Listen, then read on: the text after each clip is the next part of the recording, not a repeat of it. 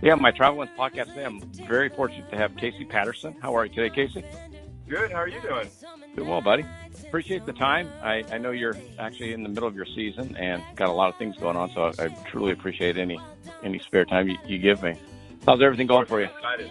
Good. Just traveling as we speak, just commuting, about a 6-hour round trip to get some therapy for my back recently, but just right back into the travel mindset. Just put on the mental helmet and let's go. So I've been better, but I'm excited to get healthy and finish off the season. A lot of people that watch, the AVP beach volleyball or any kind of volleyball, they probably just, like a lot of athletes. I've talked to several athletes, and they see what they see on TV. They don't see the hours of rehab, the hours of training, the diet. Yeah. Yeah, it's kind of funny. I think personally with anything, you take anything to a serious level, there's so much you don't see. And that's kind of the most fun part as athletes to show. And that's the beauty of social media. That's one positive side of social media is that we get to kind of portray that and open some doors into the window of what it's like traveling and, rehabbing and training and doing all those things. So it's kind of cool. Yeah, it gives the fans an opportunity to go, oh, he's human and he's really hurting right now. Yeah. You can't pick up his 2-year-old. Oh, okay. We can relate. Yeah, it's that hurts. Okay. Yeah. Right. Exactly. We've all been there, it seems like. So. Yeah. One thing that's blown me away with the beach volleyball players in particular, I haven't talked to indoor players yet, but the amount of travel you guys have done or are allowed to do or can do is amazing to me. I mean, I started reading your bio, and I'm reading Puerto Rico, Sweden, China, Brazil. It's like, oh, okay. Yeah. Did you think that when you were in high school? Were you like, man, I can't wait to travel the world by my volleyball skills? Yeah, right. No, but it turned out to be something really cool. No, I mean, until after through college, I hadn't even left the United States. I mean, our family vacations were like road tripping to the Redwood Forest, or going to some national park and camping. That was the most I'd ever done, or maybe drive to Utah to see family. That's the most I'd ever travel. So, I mean, knowing now that I'm traveling over 100,000 miles a summer to do what I do is mind-blowing. It's kind of cool because fun story is when Jake Gibb and I made the Rio Olympics in 2016, my mom and dad came to Rio, and that was the first time my mom had ever left the United States. Oh, that's awesome. So it was really cool to have that experience with her and have that experience with my family because we'd only done the classic road trip type vacations. And so to be able to do that was such a cool thing. And then to be able to kind of share it with my parents too. And it was kind of a cool moment. But yeah, I mean, we travel a lot, and it's condensed into a 4 or 5 months with all those miles. And, I think we had one of the gnarliest trips I've taken back to back was LA, Qatar, played an event, Qatar to Sydney, played an event, came home to LA, we're home for 2 days, then we went LA to Brazil to China, and then China back home to play in another event. So those are all events, and I don't think I've ever traveled that much within a month of time. I still feel like I'm recovering from that. I was going to say, I couldn't even imagine the time change on your body, the jet lag. Yeah, right. I think the body and physically, mentally, it takes a massive toll. So along with that, not being guaranteed any money, I mean, I feel like mentally you really have to be prepared for anything, and you've got to really kind of train your mind to accept all of these things that are fighting against you to perform and to achieve any sort of success. Along with that is what makes money. Is if you win, you make money. If not, you go home and you're sucking on buying your flight and your hotels and your food. So nothing's guaranteed, and that's what's so crazy about it. It's such it's funny because I love talking about it. If I were to lay out our scenario to just every day somebody who works a 9 to 5 and they've got insurance and they've got all their things laid out and they got their 401k and they're kind of they're trudging along and they're putting their money and they're making sure that they're stable. I mean, if you were to lay out hey, would you exchange, your job and security for this and maybe make money, hopefully. I feel like I look at it and I think, wow, this is so dumb. What am I doing? Nothing's guaranteed. But you do have the the polar opposite where you get those extreme highs, but then the extreme lows come with it. So I basically call it gambling on myself every year. Yeah. It's pretty crazy. Yeah. I've been an independent sales rep for 10 plus years now. So if I don't sell anything, I don't make any money. Right. That's exactly your world. Right. Absolutely. Yeah. That's it's funny because that's how I feel like I relate to salesmen really well. I'm like, hey, yeah, nothing's guaranteed. Every day I wake up, either I win that match or make a sale or I don't, and got to figure out what I'm going to do. Right. Exactly. You got to be able to roll with the punches. You got to be able to, really take advantage of some good opportunities, and then the ones you don't, you're like, all right, you learn how to just let it roll off your back. It's cool. And even as a salesperson, I have my extreme highs and my extreme lows. Right. You do great one year, then the other year you're just scraping along with ramen noodles, and then the next year you're steak dinners. It's crazy. Yeah, I mean, there's meetings I leave and go, hell, I just made $38,000. Yeah, right. You're like, this then awesome. There's times when I fly to Maui and the buyer is supposed to be there. She called in sick that day. Yeah, and you're like, wait a minute, I just bought my flight and my hotels are set. Yeah, exactly. I love it. So we can relate on a lot of things. I love it. Well, professional cowboys are in the exact same boat. Right. My industry, I sell Western clothing. I sell cowboy boots, jeans, shirts.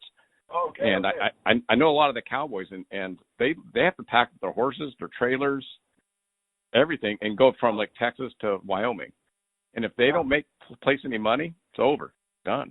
Oh my gosh. And they have to pay for the horse food, the maintenance of the vehicles. Yeah, for sure. And their events, like my buddy Hunter, their events are like 5 seconds. Right. It's like a split second, and then like you either held on or you didn't. You know what I mean? Like that's crazy. Yeah, and if you hold on if they're like a half second longer, it costs them a couple $1,000. Half a second. So incredible. It's weird. I'm like rattled, but I shouldn't be. I'm like, yeah, no, I totally get it. We land. We go from a 30-hour travel day and play a match, single elimination match. The next morning, and your hips are still off, or you still are jet lagged, and if you lose a 20-minute game, you're right back on the flight, or changing your flight home, and like, sweet. And then you got to come home and tell your wife, no, yeah, we lost. Oh, they played better. Like, what are you talking about? How are the kids? Yeah, I know. She's like, I don't know. They're hungry, and you didn't make any money. we laugh out of pain, I guess. Right. Exactly. We laugh because it's the scariest thing in the world. Yeah, but it's like me when I came. You get back and you go, oh, well, my daughter's college tuition still due. Yeah. Okay. What am I going to do now? Right. What happens next? So here's the big question I have for you. How loving is your wife to let you do what you do? Right? I feel like I do have opportunities like this to be able to talk to you about it and kind of share the world that I live in. And in reality, I feel like everyone should be talking to her. Yeah. I mean, it's insane. I mean, 4 kids, I'm gone. I'm basically gone for half the year. So she's a single mother and dealing with all things 4 children and all different grades and sleepless nights and sickness and, birthday parties and events. Right, birthday parties. And then she's crazy. My wife is the youngest of 11 from the same mom and dad. And so her family is like the number one thing. And if she's got serious family, like FOMO. If there's a family get-together, let's say it's in Salt Lake or it's in, Northern California or it's in Arizona, like she packs the kids up during the summer and she goes. And she's basically by herself the whole time. And so not only is she doing it by herself, but then I'm gone, she's going to vacations on top of that and making sure the kids still get the best out of their summer vacation. So for me, it's mind-blowing. My wife is so gnarly, and for her to be able to deal with all that and then, console me if I come home whining that I lost the match. Yeah. You know what I mean? Like, now she's got to console her 5th baby and make sure that he still is ready to go out and try to make money. It's insane. I know the feeling. Right. And so it's like, wow. I mean, that's a lot of love to believe in a dream that's not really guaranteed, but then also raise a family and then still give me, still feel bad for me and motivate me. It's crazy. So, I mean, as you know, she loves me a lot, obviously. Obviously. Do you think her being an ex-athlete really helps knowing what you're going through?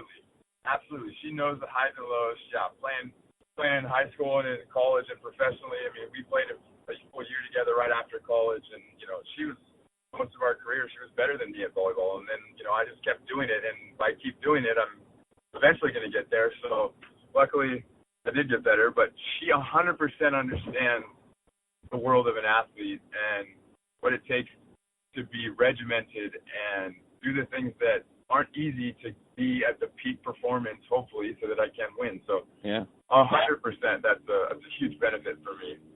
What do you have anything? I'll give you an example.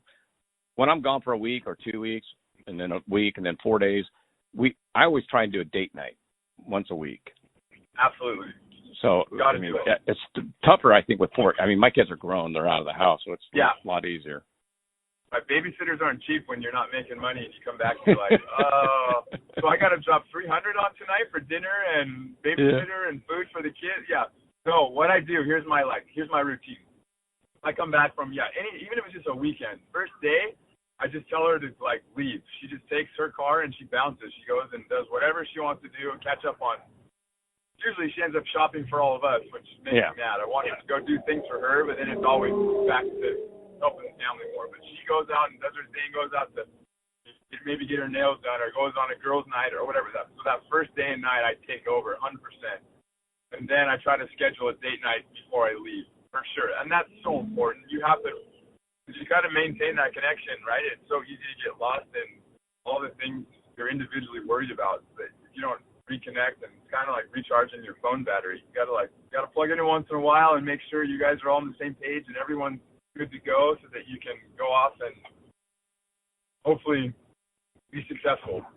Well, when I was younger, it was a lot of, and I can admit this now, I was a little bit selfish. I was like, hey, I worked hard. I worked my 60 hours this week, and I need a break too. But you got to make time for each other. That's what I found out. That's true. Because you're kind of always on the opposite schedules, right? Like let's say you're hustling, you're grinding. For me, it's like my wife's home all the time with the kids, and then when I come home, all she wants to do is go out on an adventure and go hiking, go to the beach. And I've been at the beach, and I've been doing all these things, and catching connections on flights and missed flights and having to reschedule. And so I'm like out in the world, she's not in the world, and then it's like once those days are together, it's like full world reversal. And she's like, let's get out of here, let's go do this. And I'm like, I just want to sit on my couch and not move. Dude, that is so me. Because I drive, when I go up to Northern California, I'm gone for 8 to 9 days, and I'm driving. I'll do 1,200 to 1,300 miles in that week. Oh my gosh, right. So when I come home, the last thing I want to do is drive anywhere. Thank you. Yeah, right? Like, hey, let's go up to L.A. and go to the Getty Museum. I'm like, see you guys there. I'll order you an Uber. I'm going to stay home and not drive in my car. Exactly. But then you have to suck it up, man. Right. No, exactly. And what's funny is that how I mentally got around that is I picked up photography as a hobby. Yep. And so now I'm documenting my children, and we go and see all these places. And then I have then there's an extra burst of interest, and I can go shoot stuff and share it on social media, and I get kind of this extra bump of motivation because once you get there, you're like, I'm glad I made it. I'm glad I did it. But to leave the house is like pulling teeth. So that helps me pull my teeth sooner. Get out of the house and go.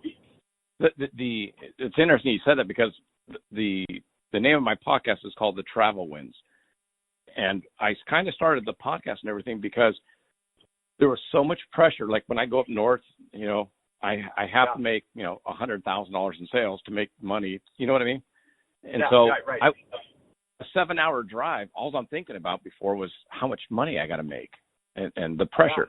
Now I take my camera. I bought a Canon Rebel T5. Oh, nice. And I would go out and take pictures of everything I would see on the way up on the road. Oh, my gosh, dude, it's like the same story. I'm just like, but it would take my mind off. Version. Right. It would completely take my mind off the pressure of sales. And you appreciate the places you're actually traveling versus it being like something that you're not looking forward to. Like, I got to go up here. Where now you're maybe exploring a little bit more, and all these cities I go to, same kind of a thing. I'm like, I'm actually out at night taking photos and doing stuff. Where before I'd be in the hotel room and I don't want to leave. Thinking about how you got to do tomorrow, and cut shots and jump serves and float serves. Exactly. Wow, that's so cool.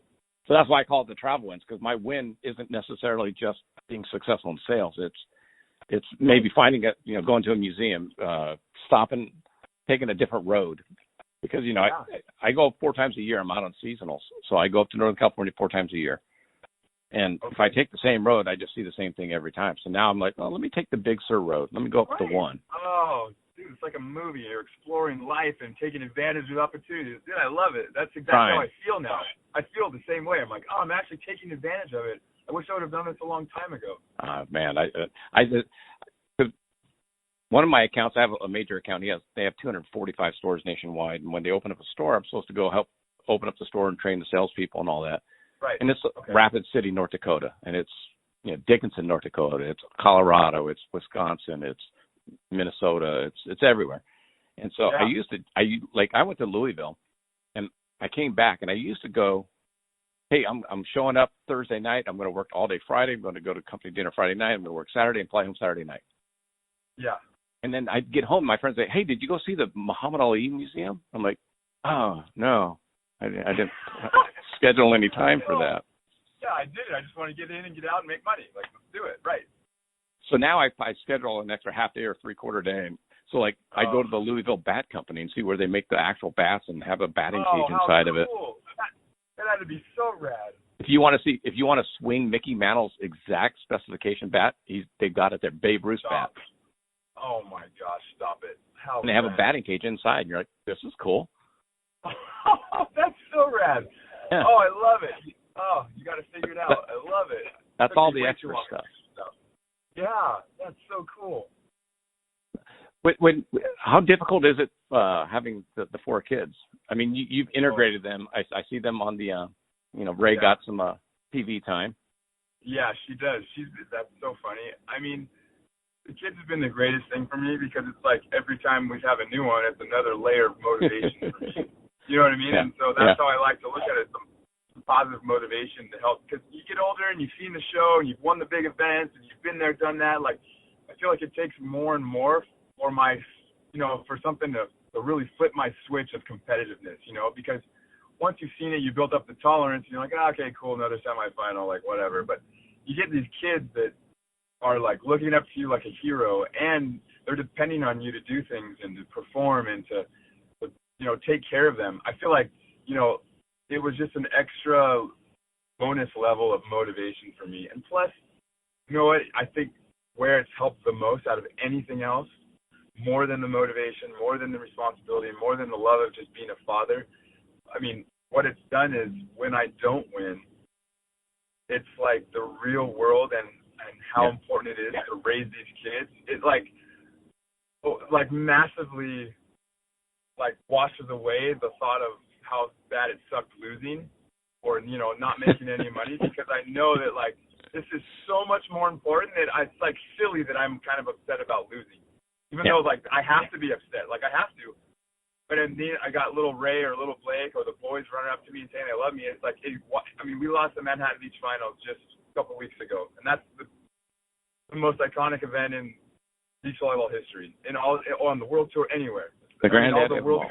Yeah, it's the granddaddy. I mean, all the guys coming from Italy, Russia, wherever, Spain, Latvia, all those players from those countries, they want to play the Manhattan Beach Open. So, to lose, we just lost in the finals. To lose that, and to have my girls and Cash and Guy also ran up to me individually and said they loved me and gave me a hug. Hey, I've never recovered from that heavy of a loss ever, and it's so cool. And I feel like that's where the kids have been so crucial in my progression as an athlete and as a human being, and learning how to, what your podcast, the travel wins. Basically that's my lost win now. Anytime I lose, I'm winning at the same time, because I know it's right back to, all right, how can I help you with the homework? How can I help you be a great human being and be a good person? That's so cool. Yeah, for me, that's awesome. Exactly right. That's exactly right. Do you have the 24-hour rule on losses as well as wins? Right, I love it. You even know that. Yeah, so yeah, when we win and we get a medal, I started that in 2013. I won my first gold. I kept it on for 24 hours through the airport, through security. I made it like awkward. I walked through the metal detector with it on and went, oh, sorry. This whole thing. Oh, hold on, let me put it through. Yeah, no, we just, it gave me more opportunity to talk about it because I felt like they were so hard to get. I wanted to make sure we really like relished in the like win. And I've gotten so many first class upgrades on flights because they'll ask, hey, what's that medal? And you talk about it and they're like, well, you need to be upgraded. I mean, it's been awesome. So I always thought it was such a fun thing to do that. But definitely in the losses, 24-hour rule is not the case. It's more of like a 2-minute rule because in Manhattan, we lose, and I'm walking back to the car, and I already had to change a diaper and put pajamas on screaming children who were already burnt out and being at the beach. They were hungry and cranky. So there was no, I couldn't really, complain about my situation. Yeah, it was just, hey, all right, dad mode, let's go. Let's find lunch. Let's go find dinner. Let's put our pajamas on. Let's get happy. So, yeah, no 24-hour rule. That's awesome, though. When I saw the 24-hour wind rule, I was like, all right, that's kind of cool. I like that mentality. Yeah, right. I love it. I just got to do it more often. Oh, yeah, stop sucking. Stop coming in second. Right, exactly. No more seconds. They're so lame. Well, you made the semis in Chicago, right? Yeah, we've had a great year. We've made 3 finals in a row, and then we got a 3rd in Chicago. So, it's been a great, consistent year. I've been healthy for the first time in 2 years, and so that's been a huge benefit. And then having such an amazing athlete of a partner in Chase Budinger, it's been pretty cool to kind of watch him progress and take over the sport. It's good. I was going to ask you, one thing when I looked up, which I think it's completely interesting, like it would just, I don't know of any other sports where you would change partners that often. Yeah. Because it happens on the women's side, it happens on the men's side, and it just seems crazy. Odd. It's crazy because a lot of times teams, if they're real good, they'll sign like a sponsorship deal or endorsement deal as a team, and then you break up. So this happened to Jake and I. We were with Lululemon for 2 years leading up to the Olympics, and then I moved north towards Thousand Oaks, California. It's actually where I grew up to go work at. It's called Sports Academy, and still compete and play. But that's like 2+ hours from Huntington Beach, and so we decided hey, it's probably better for our backs to kind of split up because we're going to be driving a lot to try to train with each other. And so that deal affected the next 2 years. We had a 4-year deal, so those next 2 years, they kind of took out like a partner breakup fee. They took money back, and so that was a huge bummer. So yeah, with all the switching that goes on and stuff like that, it's really hard as a team to try to monetize that opportunity and the success that like Chase and I have had. Well, I sign all my deals almost just as an individual athlete that's on to play a team sport. It's weird how that dynamic works, but you have to approach it that way because of how much teams switch up. And let's say, like a top guy, like a Phil Dahlhauser, let's say he breaks up with Nick and he goes, hey, Casey, you want to play?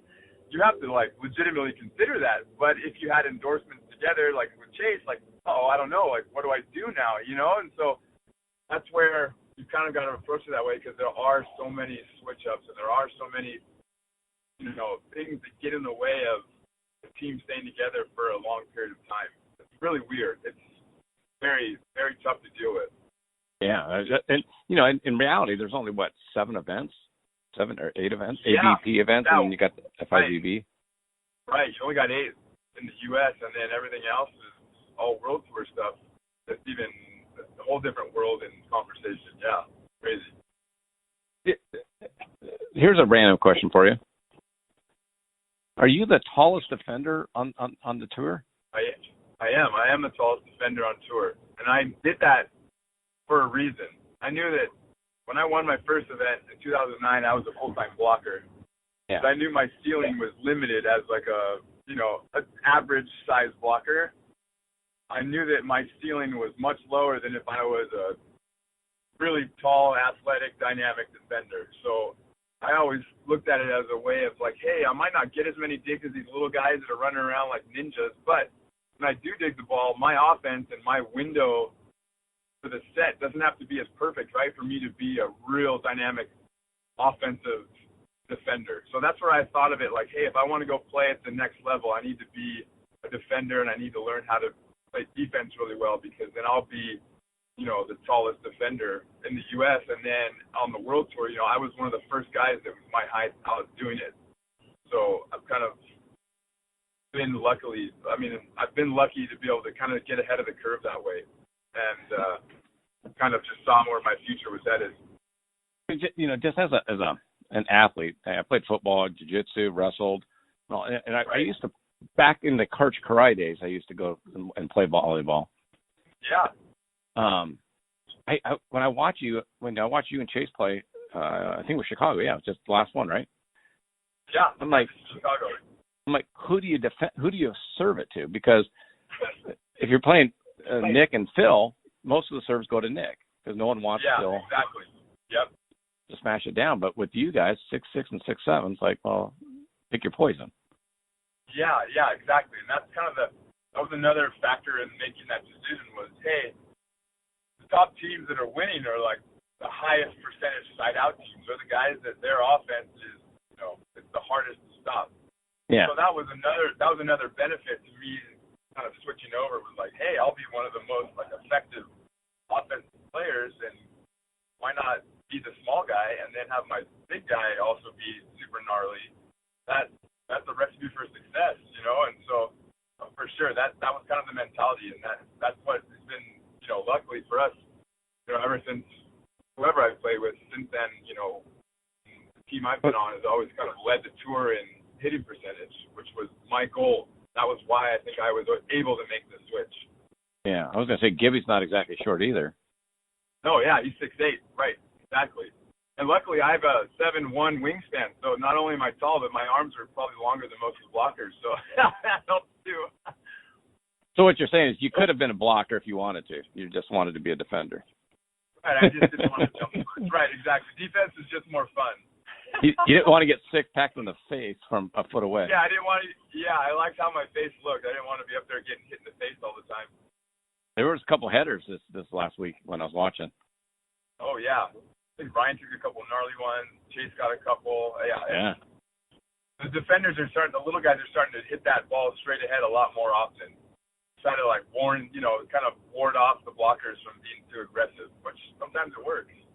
It would work for me, but I'm old, so. Yeah, right? Yeah. So when you're traveling, here's the question I'm starting to ask all my business owners. What do you fill your time with? What do you listen to? Are you listening to podcasts, music, movies? Yeah. That's a great question. That's our world, right? When we're traveling, It's like how do we fill that time? So I kind of bounce around between all those things you mentioned. You know, I kind of download a lot of. So my biggest thing is I love documentaries and about anything. So I go on Netflix and Amazon Prime Video, and I'll download as many documentaries as possible. And just because I just love that the information and the details about like truth, the things that actually happen. To me, that's so cool. Versus like I love fantasy fiction, stuff like that, and watching like a Lord of the Rings or whatever. But documentaries is like my wheelhouse. I love it. So I do a lot of documentaries, podcasts. I used to do a lot more of those. I'm starting to get back into those. But like Ferris and Joe Rogan, I've done. I have so many. I don't even remember all of them. But yeah. Podcast. Yeah, we're in the same. Dude, we are so similar. I love documentaries. Oh, perfect, right? It's so cool. Like I love learning about stuff and being like, what? Like finding out all the different details and stuff that you didn't know when maybe it was on the news or something, and then you go back and you learn about all the little intricate things and the timelines, and I love it. It's so interesting. That's weird, dude. That's just weird. Yeah, one of my favorites, right? Very good. Okay, I'd say one of my favorites, it's not new, but it's been out for a couple of years, was on Netflix. They came out with one, and it was called Dirty Money. I don't know if you saw it, but they did like little mini docus for about an hour. They did one on the maple syrup industry in Canada and how the government controls it. It's hilarious. Then there's one about HSBC, the bank from Hong Kong, and how they're laundering all the the Mexico cartel's money, and like they openly like admitted to doing it. I mean, all these things, you're just like, what's happening? That was one of my favorites recently. I saw the honey one. I didn't see the others. Yeah. It's crazy. They do one about Trump. They do one about the maple syrup. They do one about the Hong Kong, the bank, HSBC. There's a few other ones too, and I love those ones. They're so cool. But then also I'm big into the ones about all the athletes who are taking steroids and the whole like Lance Armstrong, and then the one I just watched called Screwball about all the baseball players and A-Rod and all. I love learning about that stuff and being like, it's like opening your eyes to what really went down, you know. It's really cool. Which was, completely hidden. Nowadays, like you said, we have social media, so people can see behind the scenes, like with you and your training and your back and this and that. Right. But back then, they were just the heroes set up on a pedestal. Yep. You know, like even like Timmons and Karch back in the '80s, late '80s, mid '80s. They were just the volleyball guys. They were the kings of the beach. Right. And you only saw what you saw, and it used to be on NBC, but it was mainly you had to go because there wasn't social. Like I could keep up with. I could keep up with AVP with the live streaming on the scores and all that. So. Obviously, back in the '80s, that wasn't there. So you either had to go or you had to hear about it. You had to be there. Yeah. Right now, you know exactly where we ate after our match. You know where we went to. If there was a player party, you know the exact spot and time. You know if we're flying home, what flight we're on. I mean, it's almost like there's too much information now. That's crazy. Yeah. It's insane. But it's cool as you still choose to. I love to share that part because I feel like those are the things that people can relate to more often than, winning a tournament on TV. Like that stuff, that's just such a small moment of it. I love sharing all the travel and all the family stuff and really letting people see like, oh, well, this is really cool. Like this is what his life is like, and I feel like that I want to see more of that with other players, and so for me, it's the fun part to share. But here's the thing I was going to ask you, because you're a little older. Yeah. Not old like me, but a little older, and you've got a decade plus on the AVP tour. Do you think you appreciate everything going on now? Because you seem like you just have fun now, and maybe it's the kids, and maybe it's the wisdom. But I saw some articles and read some stuff on you where you were kind of fiery, kind of feisty, and Yep. The angry kid. Yeah. Yeah, and now last 2 years, I'm like. I just read that recently. I was like, what? You seem like you're having a ball. Yeah, 100%. I feel like, with age, you start to learn on, with AVP, it's a platform that you can leverage as a professional, too, to get endorsements, to get sponsors, to get all these things. And so I wanted to learn more about the inner workings of that, of what all really went down for them to put on events. And so just that alone, I gained a huge appreciation for what it takes and how many hours it takes to hold those events. Then also, I just played Miles Partain, who was 17 years old, and I'm almost 40. So like, unbelievable. I felt like I was playing like who it could have been a child of mine if I would have started having kids a lot sooner. Like I was like, this kid, I'm over double his age, and we're playing to go to a semifinal right now. Like this is the coolest thing ever. You know what I mean? And so I definitely, through the years of playing, I've gained a much more appreciation for the tour and the experience and learning to, sign the autographs after you lose versus just bolting and like getting out of there and wanting to leave as soon as possible.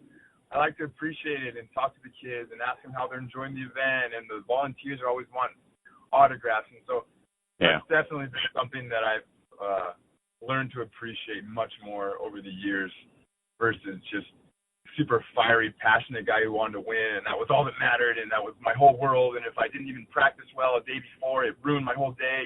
That doesn't happen anymore. It's not even close to what happens now. So, yes. Do you find that it helps you get sponsors? Absolutely. So that's always been something that, aside from playing, I feel like that's done more for my career than anything.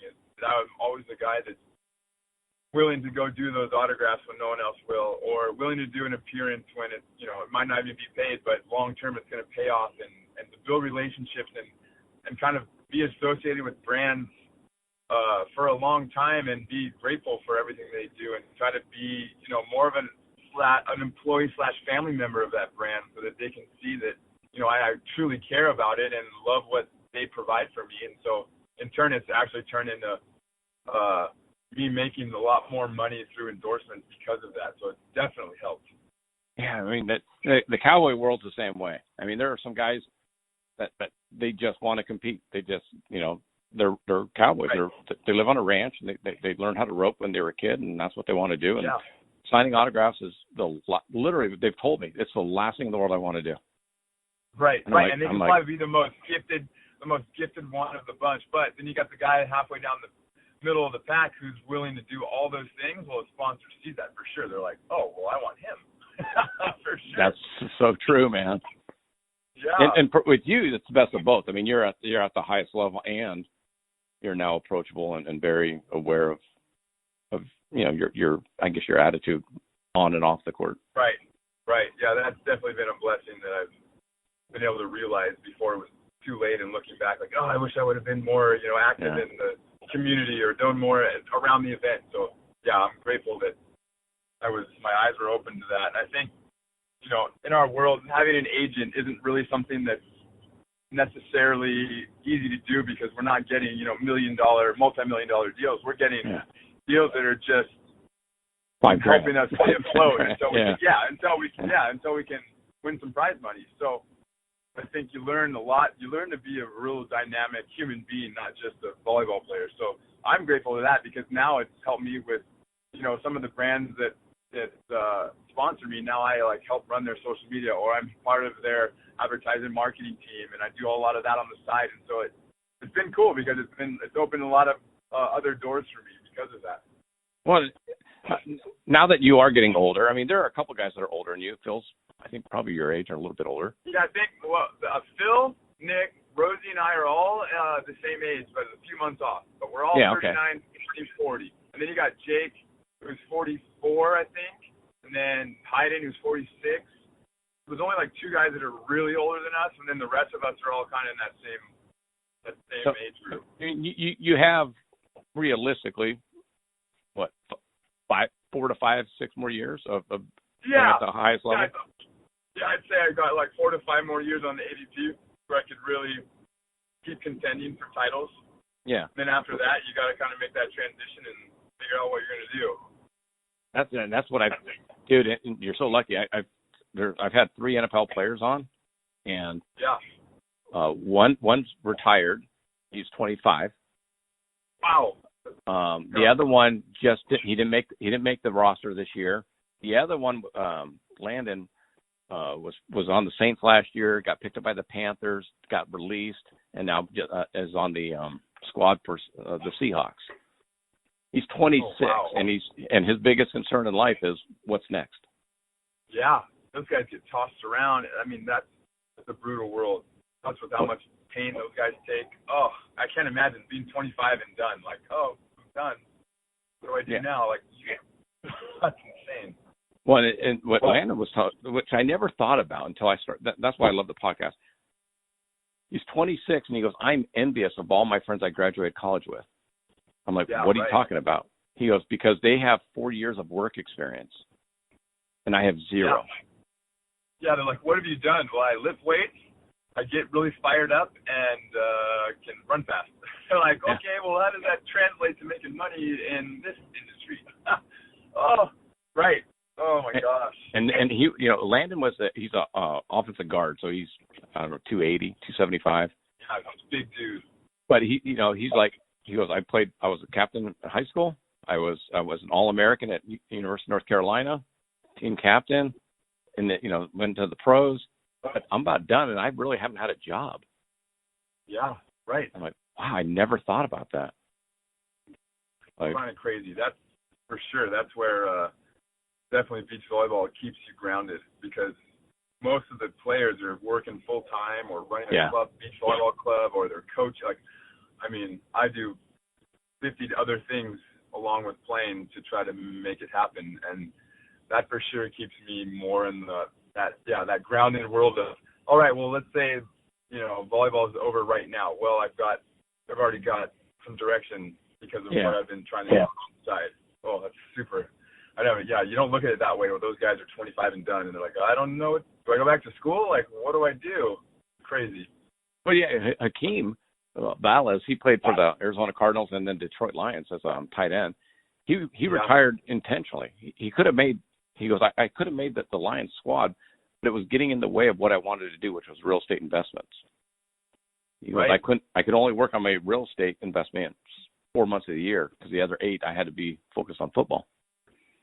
And he goes, I knew I only had another year or 2 left, so he just made the transition on his own. Take advantage of the time now. Wow, that's awesome. Good for him. I was just like, dude, you can't say you're retired at 26. That's my daughter's age, Yeah. Yeah, you just say you got a new job. You don't retire. Exactly. You're not retired. You just got laid off. Yeah. Yeah, exactly. They downsized at my company. Yeah, right. Well, hey, man, I appreciate the time. What's the best way for everyone to kind of follow what you got going on, whether it's social media or... Easiest way is through, Instagram. That's where I do most of everything, and that's just at Casey Pat with 2 T's. And that's basically my Twitter's the same, Facebook is just Casey Patterson. That's mainly the best way. And then also through AVP, they stream all of their matches through Amazon Prime Video, but yeah, those are the easiest ways if you're a fan of beach volleyball or even hopefully just me and the family, that's the easiest way to follow along on the journey. What kind of sponsors do you have right now? Yeah, I've got Rockwell Watches, and I've been with them since 2009. And then I've got Sun Warrior, which is a plant-based protein, kind of really good supplements and foods because I've got an autoimmune disease that I can't have gluten, dairy, eggs, whey protein, like all those things. So I've got to have it dialed in. So they've been awesome for me. I've got Wilson Volleyball. They're an amazing company. They're really cool, and I've got them on my team. I've got I'm on the spot now. I've got Lululemon has been a apparel sponsor for me for a long time, and they've been amazing, and they've just been great people. So they've helped me keep following this journey for a long time. So they've been rad. Let's see, who else do I have? What was that lip balm company? Oh, yeah, that's Avio. So that's the new one I got this year. Avio, they're like a cold sore prevention treatment. They're awesome. With how much I'm in the sun, I used to get cold sores all the time, no joke. That's why when they approach me, I'm like, yes! I get them on my lips all the time just because I'm out in the sun too long and my face sweats so much that I'm always like wiping it with a towel, so I can't keep sunblock or lip balm on. So that stuff has kept me from getting gnarly cold sores. Because I'm out at the beach 10 hours out in the sun just getting hammered. So that's been awesome. And then Paul Mitchell, that's actually the original company for Avio. It's a sister company of Paul Mitchell. Oh, so wow, I've got them to make sure the swap out stays looking good. That was always a fun one. So, yeah, I got them. Who else? Rockwell's a good company. They sponsor a lot of MMA fighters, too. They do. They're in the Supercross world and MMA world, and they're awesome. And they really support their athletes and do a lot of things outside of just providing like product and just endorsement. They do a lot of things to connect. They've done a really good job of connecting me with other brands and connecting me with other opportunities. That's where they've been like really like a rad family for me. Like they've kind of adopted me for a long time. And so that's where I've been able to kind of step in like almost an employee role and really help them with things and events and be able to go to Supercross and network with a lot of those brands that help crossover support them. Yeah, so it's been really cool. It's been a fun eye-opener for me. But I know the MMA guys are kind of the same way. Most of the MMA fighters, don't care about sponsorships. They want to train and fight and win.